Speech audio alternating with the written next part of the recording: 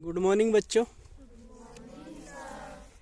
तो कल मैंने तुमको हैव, हैज और हैड का प्रयोग पढ़ाया, ठीक है। आज मैं तुमको use of have, has, had as a main verb, है ना। कल जो मैंने तुमको बताया था वो भी मेन वर्ब ही बताई थी। तो use of have, has, had as a main verb, और कौन सी सेंटेंस बता रहा हूं? निगेटिव वाक्य, ठीक है। क्या कहते हैं उसको हिंदी में? नकारात्मक वाक्य, ठीक। अब मैंने रूल तो कल तुम्हें बता दिए थे, ठीक है। अब मैं ये जो रूल मैंने निगेटिव के लिखे हैं ये थोड़े से दूसरी तरीके से लिखे हैं, ठीक। जैसे रूल नंबर 1 है this, that, he, she, it, किसी का नाम तथा सिंगुलर सब्जेक्ट। कल मैंने तुम्हें हिंदी में बताया था ना, आज मैं थोड़ा सा इंग्लिश में बता रहा हूं। सिंगुलर सब्जेक्ट माने एक वचन करता या किसी का नाम के साथ निगेटिव वाक्य में, ठीक है। निगेटिव का मतलब नकारात्मक, यानी कि जिसमें नहीं का प्रयोग होता है। तो उसके साथ हम क्या करेंगे? Does note plus have plus कोई अन्य जो भी कॉम्प्लीमेंट आएगा, यानी कि पेन आए या मनी, जो भी कल जैसे मैंने सेंटेंस लिखवाए थे तो वो आ जाएंगे, ठीक। ऐसे ही दूसरा सेंटेंस, दूसरा रूल है these, those, I, we, you, they तथा प्लूरल सब्जेक्ट, है ना। यानी कि बहुवचन कर्ता के साथ क्या लगाएंगे? Do not plus have. Has नहीं आएगा, ना यहां ना यहां, क्या आएगा? हैव आएगा, ठीक। डू नॉट के साथ क्या आएगा? हैव प्लस कॉम्प्लीमेंट, यानी कि जो भी दूसरा अन्य शब्द आएगा उसके बाद वो आ जाएगा, ठीक। तीसरा रूल क्या है? तीसरा रूल है ऑल सब्जेक्ट, है ना। ऑल सब्जेक्ट यानी कि ये सेंटेंस कौन सा हो गया?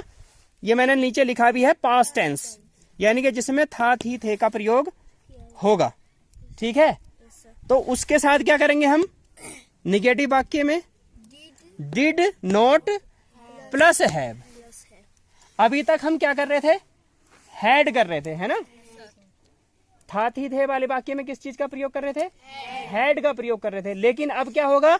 Did not plus have. ये पता क्यों आया है? क्योंकि हैव और हैज की सेकेंड फॉर्म हैड होती है, ठीक है, और 2 बार सेकेंड फॉर्म आ नहीं सकती। तो ऐसे ही डू और डज की सेकेंड फॉर्म डिड होती है। जब सेकेंड फॉर्म आ गई तो अब फर्स्ट फॉर्म आएगी, ठीक है। तो कल से थोड़े से डिफरेंट तरीके से मैंने ये नियम लिखा है जिससे तुम्हें याद हो जाए, ठीक है।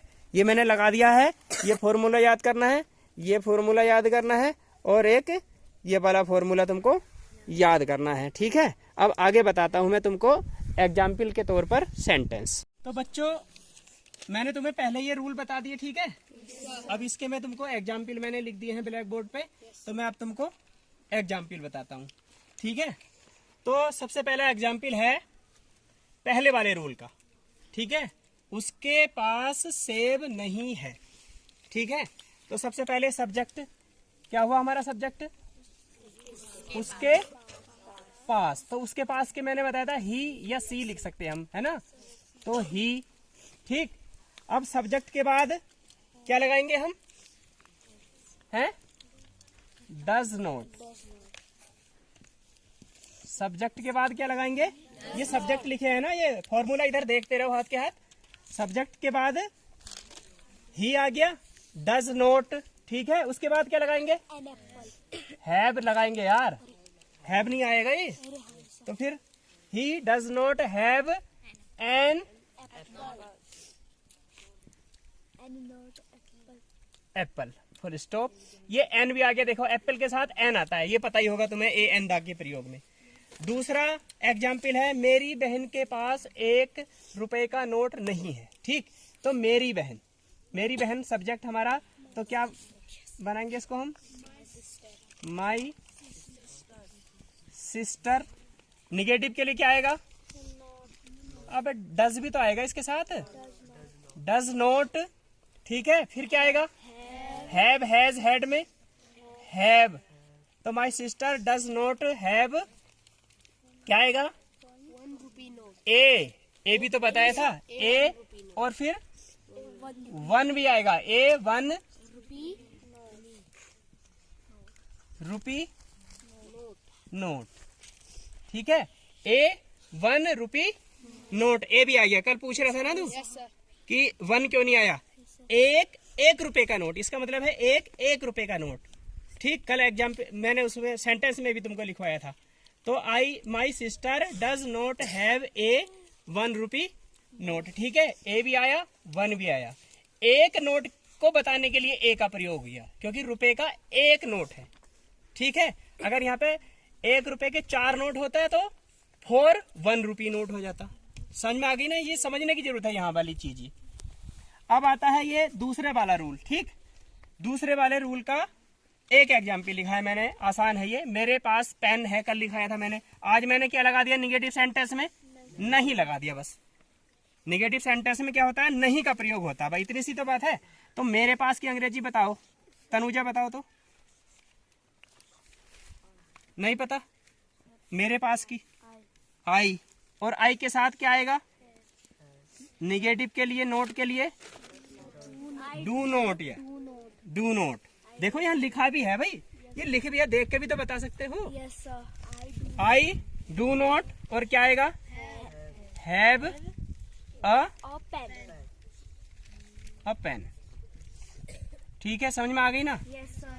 अब मैंने अब ये बताए हैं रूल नंबर 3 के हेड वाले वाक्य के, यानी के पास्ट टेंस के दो एग्जाम्पल मैंने लिखे हैं, ठीक है।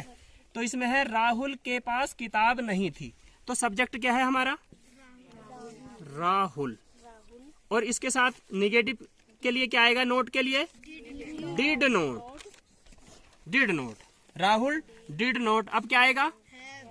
Have, very good, have. तो Rahul did not have a book, ठीक है, समझ में आ गई? दूसरा एग्जाम्पल, हमारे पास पैसा नहीं था, है ना। पैसा मतलब धन, रुपए आएगा तब भी मनी आएगा, है। पैसा नहीं था या रुपए नहीं था या धन नहीं था, तो हमारे पास, तो सब्जेक्ट क्या है हमारे पास? बताओ तो अंग्रेजी में कौन बताएगा? हमारे पास क्या सब्जेक्ट हुआ? यू आर आएगा। और हमारे की अंग्रेजी बताओ? We, very good, we. और निगेटिव शब्द के लिए डिड नोट, ठीक है, क्योंकि इसमें जहां भी था होगा तो वहां क्या आएगा? डिड आएगा। निगेटिव के लिए, नोट लगाने के लिए डिड आएगा, ठीक है। ये था और है और हूं का अंतर है बस। तो बी डिड नॉट, और अब क्या आएगा? हैव। पैसा माने धनी, धन, मनी। तो क्या सेंटेंस बन गया? Be did not have money. तो ये 5 एग्जाम्पल मैंने लिखे हैं, 2 एग्जाम्पल, 1 एग्जाम्पल, 2 एग्जाम्पल। ठीक, आगे समझ में आ गए? Yes sir. हैं? Yes sir. चलो ठीक है फिर।